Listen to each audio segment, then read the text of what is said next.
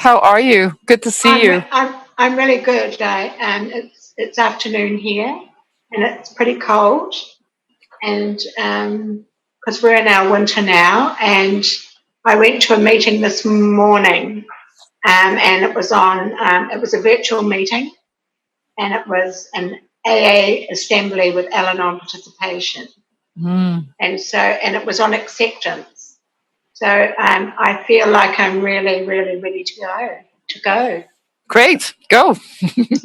Okay, so my name's Paula, and I came to Al-Anon nearly 40 years ago. I came to get rid of my husband. His drinking was affecting my life, and if he only would just stop drinking, everything would be fine. So that was what I came for. I went back because I thought they were going to tell me how to get rid of him. And I went back for many weeks and thought this week they'll tell me. And, over the nearly 40 years that I've been there, it's only a couple of people have said to me, why do I stay with them? But however, that's really none of their business. But so I've been going to Al-Anon for about a month, and one of the old timers said to me, I've got a book for you, and it's this book here. And it's called Living with Sobriety, A New Beginning, Another Beginning. And I said, I'm not living with sobriety. And she said, it's your emotional sobriety, in this deep voice. And I said, okay. So this isn't my original copy. My original copy hasn't got a cover anymore, and it's quite brown. The paper's all brown. And so that was the start of my journey of living with my emotional sobriety. And how did I do that? Well, I suppose any work that I've done in Al-Anon is through pain. I don't all of a sudden wake up in the morning and think today is going to be the day that I start this journey. It has to be with pain, and I suppose my husband did fall into AA some months after I got into Al-Anon, literally fell in, and I thought that everything was going to be lovely and we were going to get on a white charger and we were going to recover and leave the rooms. That was going to be it. Once we got over this, we would...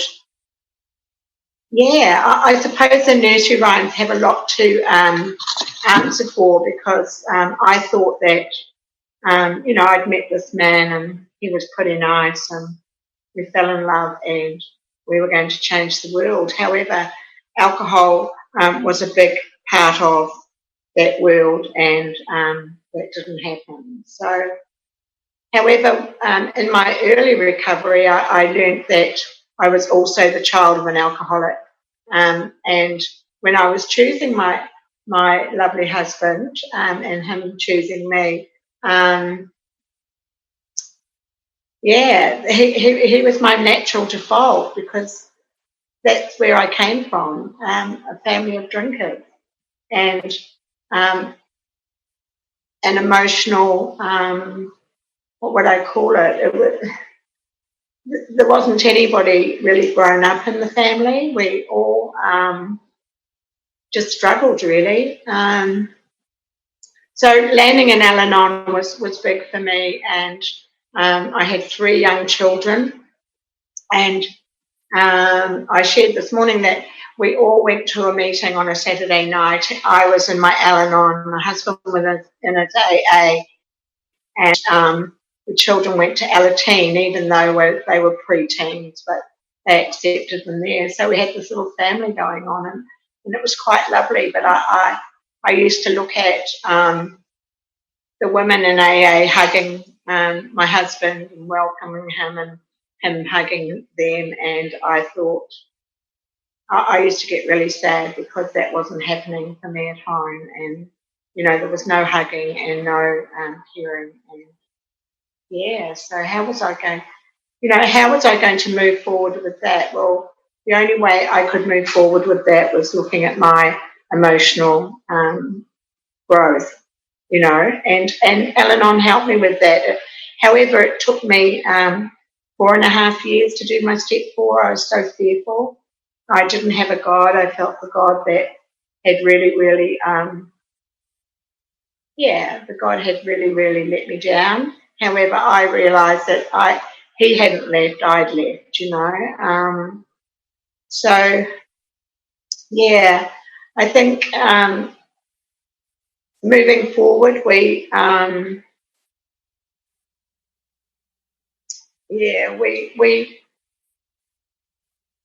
struggled really. I think for the first 7 years, my husband went to AA and he did 90 meetings in 90 days for 7 years, and so consequently, when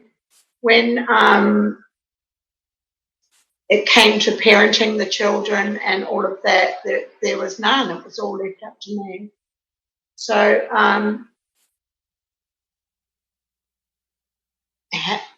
working through that was really, really difficult because I thought that, in my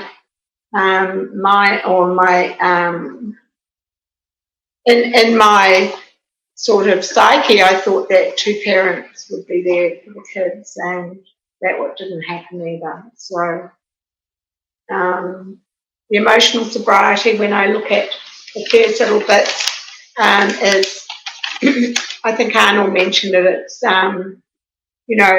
sometimes it's good to look back, but not to stare, just to learn. And I think that was really, really helpful.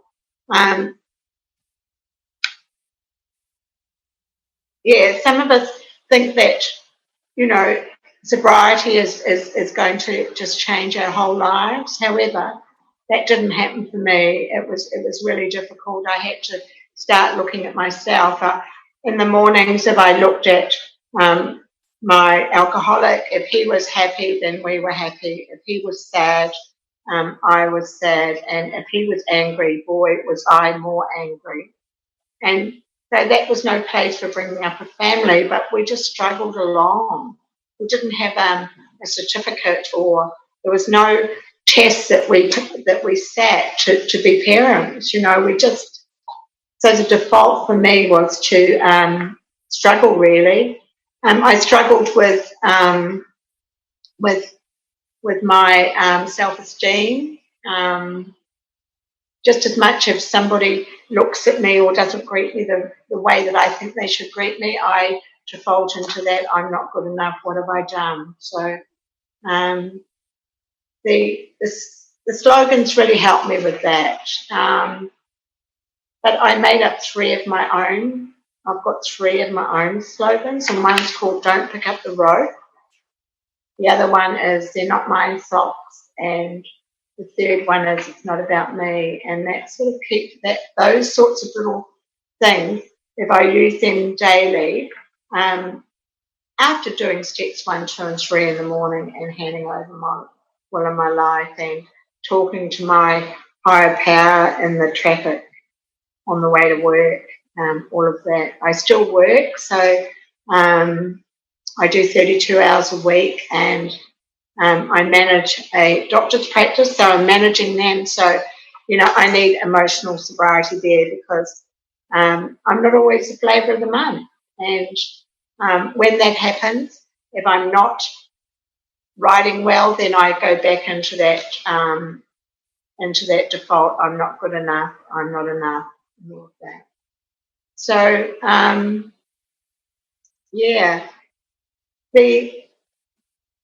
there's another topic in this book, and it talks about happiness, and underneath the happiness it says happiness takes some getting used to. I found that really difficult. I found that it was easier to go into the default of the drama. And once the dramas went, of course, what do I fill that hole up with? Do I fill it up with, I didn't know what to use. So Al-Anon really helped me with that. And it helped me to say, okay, what are you doing today, Paula? What are you doing for you? Who's the most important person? You know, for me, it was my alcoholic, and then it was my kids. The cat came before me. You know, so I suppose learning that I could start off my day with something that I might like to do for me, and it might be just staying in my pajamas for the whole day, which is a luxury. Or it might be meeting up with a friend, or having coffee, or going to Body Beautiful, which is having your hands and feet done, or whatever. But I thought that it was up to somebody else to tell me or arrange that for me, or suggest it even. Whereas now, you know, if I'm in any strife, or if I have a sponsee that rings and is in a quandary, I can say, well, what are you doing for you today? You know, or if there's a meeting on. You know, I do at present. I do 3 meetings a week. I support a meeting that we started. We called it a pop-up meeting, and we looked for where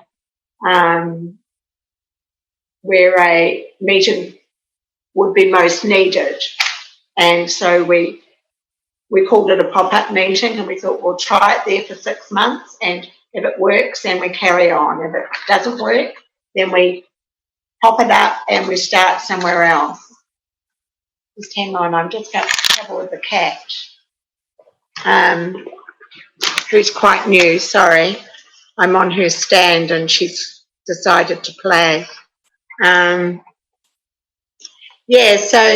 the pop-up meetings have been really successful in the sense, and that's us getting people that I sponsor to come on in. You know, if in sponsorship, if people want what you have, then most times they'll do what you say. You know, they'll do what you do. So if I'm doing a pop-up meeting, I'll ask newcomers to come along, and then we start it off. And without emotional sobriety, that can't happen, because, of course, for me, it's all about control. If I'm not in emotional sobriety, I want to control everything. I'm not prepared to listen to others and all of that. Even newcomers, I tend to say, well, it's not broke. We won't change. We'll just move. But you know, using emotional sobriety makes me look at other people's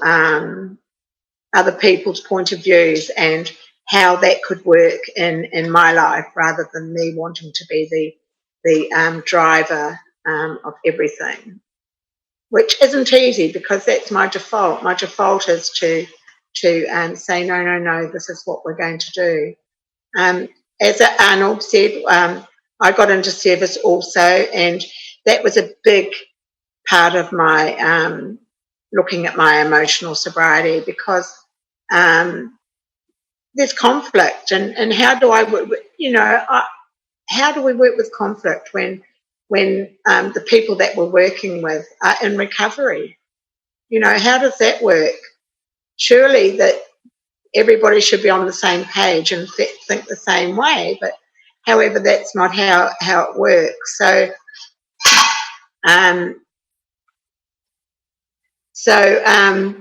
yeah.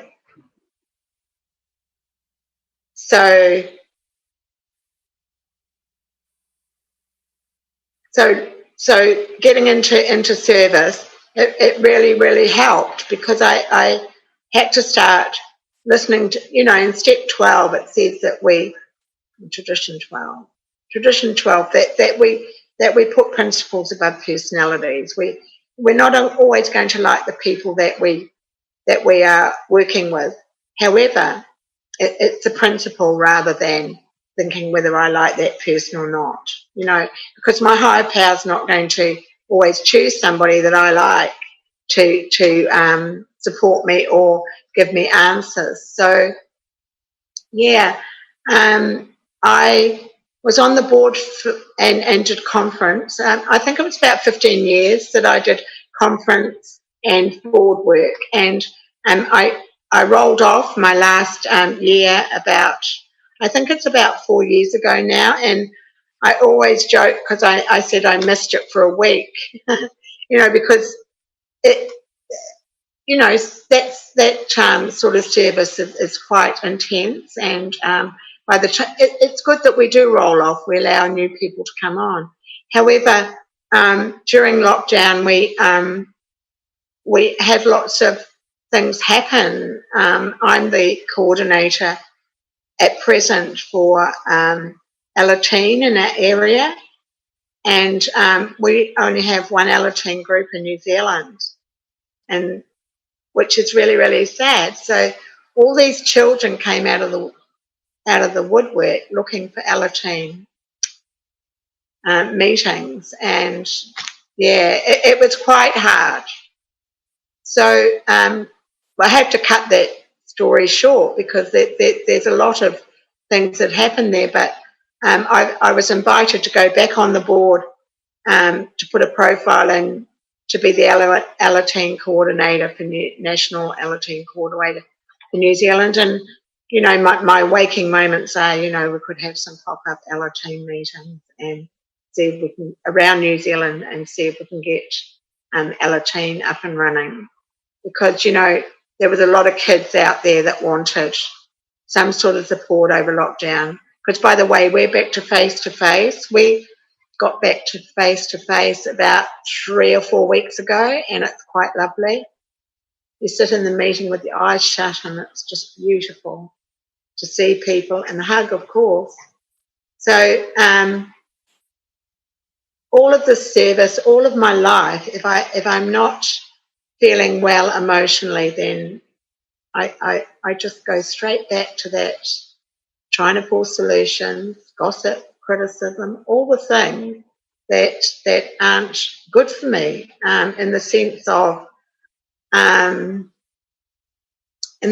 of if I want to live a decent life and get up each day and do what my higher power has for me, I'm not going to actually listen if I'm not in recovery. And being in recovery for me is meetings, sponsorship, and service. Those are the 3 things that I really, really inspire to do. I don't always get it right. I've been jumped by sponsors, and initially that was painful, and now it's usually I just put it down to their higher power and my higher power. Because sometimes if I get really busy, I pray to my higher power that I find some more balance, and all of a sudden somebody rings and says, I don't want you as my sponsor anymore, and I go, that's fine. Initially that wouldn't have been fine. I would feel really bad and go back into that space of not feeling good enough. But life on life's terms isn't always great. And so for me to stay in recovery, I need to do all of those things. I think there was some other things in the it also talks in that book about reassessing responsibility. If one person gets well, then the whole family gets well. And it really is good to concentrate on myself, because 3 years ago, my husband, even though he's sober and he got sober, he found sobriety, he hasn't been to meetings for 3 years. And 3 years ago, I thought, how will I cope with that? But Al-Anon tells us that this program works whether we're living with a drinker, somebody sober, and I'll add somebody who's not going to AA or doing recovery or ringing a sponsor or all of that sort of stuff. It will work. And look, it really has worked well. we've got a new kitten because our old ginger cat, Mr. Gorgeous, got ran over out here when we had lockdown. It was really sad. We'd had him for 17 years, and so all of a sudden our grandkids bring us this kitten for Mother's Day. And I think, oh, I don't want another cat. I can't. But she's just beautiful, and I love her. So now if my husband's angry and speaks to me in a bad way, I say, stop. Don't talk to me like that in front of Wendy May, that's the cat. I don't want you to think that that's how you speak to me. And he went, what? And I said, yes, please don't speak to me like that. That is my detachment, you know. And if I just ignore the bad behaviour, how he speaks to me, then that will carry on. If I say to him, okay, please don't talk to me like that, and then detach from the outcome, then that is the form of detachment I use, because it really, really works. Well, it works for me. Just recently, I was sharing it at my home group and saying, you know, I only ever thought he did the rubbish. That's all I ever shared about. My husband does the rubbish. And then I realised, you know, I come home every night and there's a lovely fire there. Out in the back shed, there's wood all piled up. So I said, he does the wood. So he brings in, does the rubbish, and he cuts the wood. So that's really, really good. And I was sharing that at a meeting, and I got home that night and there was no fire on and it was freezing. And so I said, good night, I'm off to bed now. And he said, good meeting. I said, yeah, I'm off to bed. I'll see you in the morning. And so I went to bed where it was warmer, and in the morning I said, you know, Wendy May was very cold last night. And he went, oh, I didn't like the fire. He said, you weren't coming home, and I thought that that the fire didn't need to go on. He said, but I'll make sure it goes on tonight. So, you know, so for me, it's saying things to someone that is how I'd like it said, rather than why don't you, you know, whatever, light the fire, or, you know, and be cross and angry with him. So it's sort of keeping things a little bit more simple, rather than and speaking kindly to people, because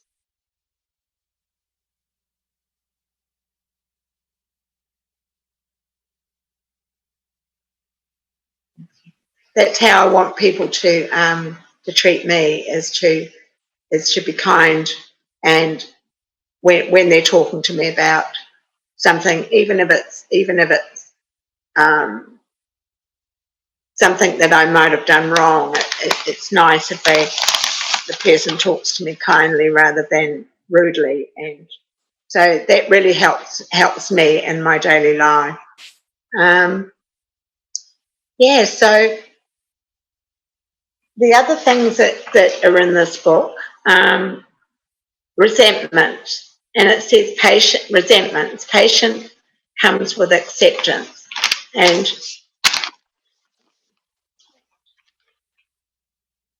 yeah.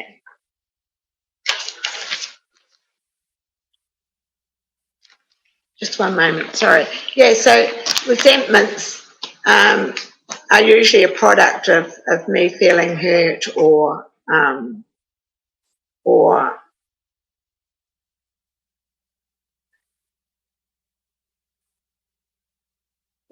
I have a feeling of not able to control. Usually causes resentments for me. And how I deal with that is on a daily basis would be to speak up, to reason things out. We've got the conflict resolution booklet, which really helps with conflict in service or conflict in Al-Anon. I recently had an issue, and only in the last few days have we been able to reason things out, and both of us apologise for our behaviour, because I still, if I feel confronted about something or feel hurt, I still do feel angry, and if that comes out in my communication, then I need to apologise, because it's not the way that I want to communicate. I want to be able to communicate in a kind way, and not in that way of being the dominant person or the I just, so recently, and it was this week, I had an issue, and I had been rude to the person after a meeting, and I knew that night, did my steps 10, made amends in the morning, and then we talked about it during the day, and there's nothing more freeing than that, you know. I think the step 10 is really, really good for looking at my part in things, which helps with living with sobriety. You know, because I'm quite quick when I'm answering my husband or people, and but that's not what it's all about, because that quickness can be sarcastic, and I'd much rather be able to be more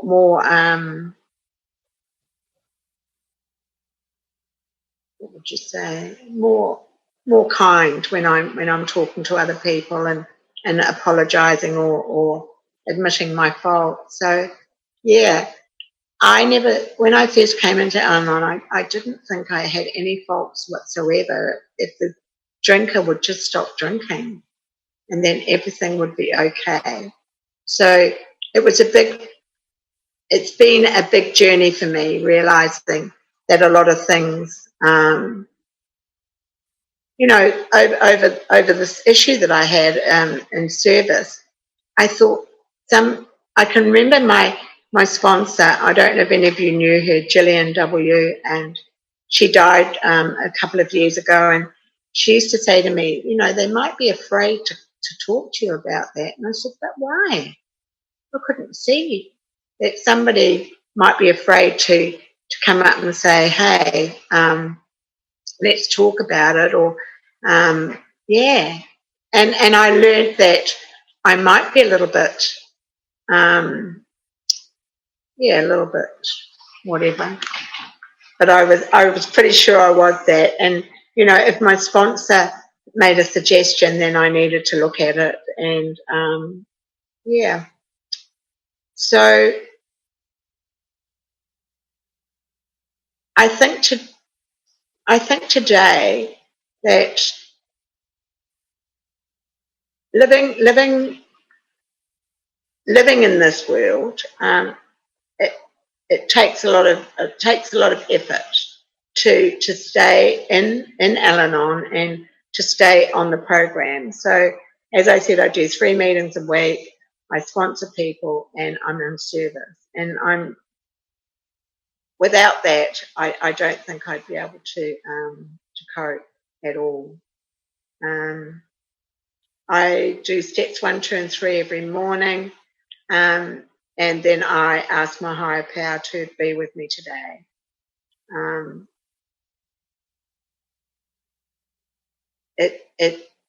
And especially if I'm going to a meeting at work or something like that, I really need support to make sure that I keep my side of the street clean and can be effective. Yeah. This book also talks about disappointments, and I'll just get the piece of paper. And somehow I thought it would be different, and yeah, that was one of the I thought because I was in recovery that my children would all not be problems during their lives. And I've got 45-year-old twins and a 43-year-old. My youngest is 43, and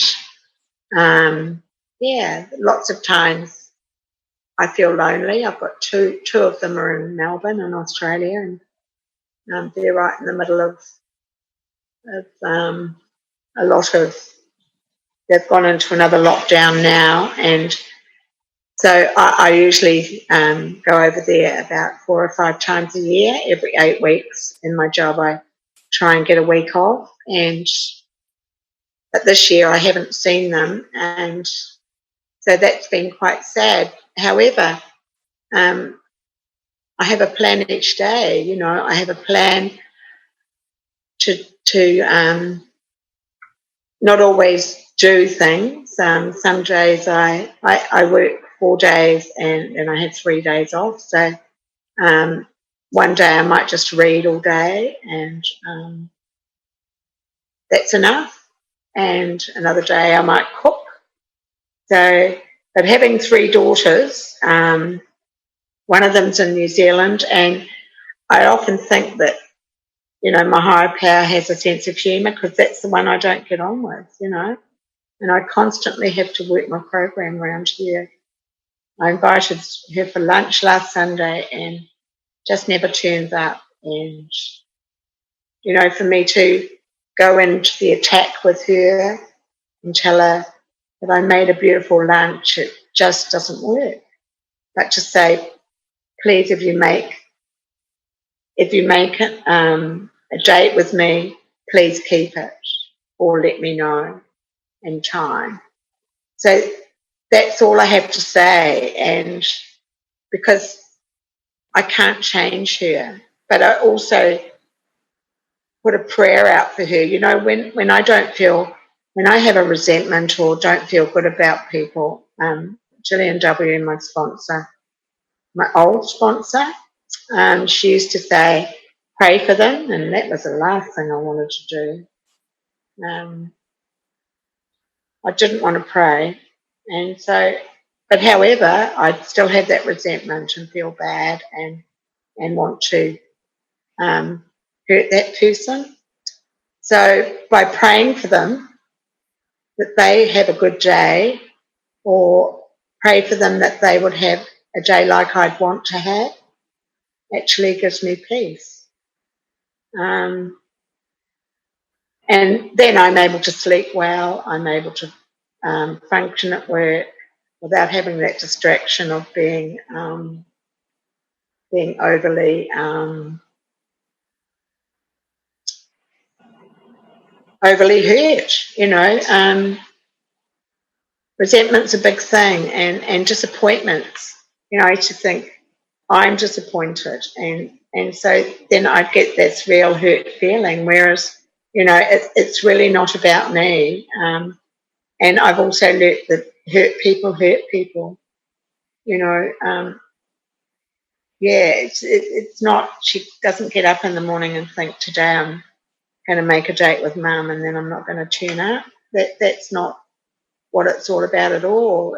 It's about she's not travelling well, so that's just what happened.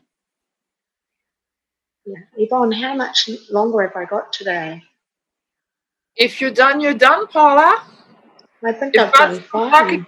I'm talking.